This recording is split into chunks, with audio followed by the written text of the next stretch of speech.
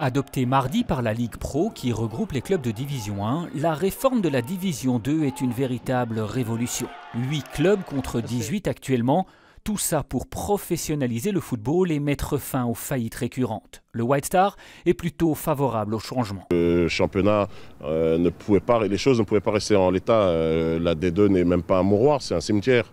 Et ceux qui arrivent à continuer d'exister, en fait, sont des morts vivants. Cela ne veut pas dire que le club molenbeekois voit d'un bon œil le fait de baser cette division uniquement sur l'aspect financier au détriment de l'aspect sportif. L'issue d'une compétition doit se décider sur le terrain et non pas dans les bureaux de la fédération ou dans quelconque bureau. Donc il doit quand même y avoir une place aux résultats sportifs à la fin de chaque saison.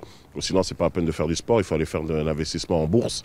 Et l'autre point qui est très important, c'est qu'on n'impose pas non plus à des clubs qui n'en ont pas l'utilité des investissements de mise en conformité pour des choses auxquelles ils n'auront jamais droit. L'Union Saint-Gilloise, nouvellement promue en D2, est quant à elle totalement opposée à cette réforme. Et j'ai lu qu'on ferait une calcul sur la moyenne des 3 dernières saisons pour voir qui peut faire partie des 8 en Division 2. Ben, ça veut dire que tous ceux qui n'ont pas depuis quelques années participé à la compétition de la D2 sont défavorisés. L'Union va arriver pour la première fois en D2 au cours des 3 dernières années, entre guillemets. Et bien, l'Union n'aura jamais un coefficient suffisant que pour, je dirais, se mesurer aux clubs qui sont là depuis 4-5 ans en Division 2. Donc ça, c'est quelque chose qui pour moi était inacceptable. Le changement est annoncé pour la saison 2016-2017. Avec ou sans aménagement, le football belge est à la veille d'une nouvelle ère.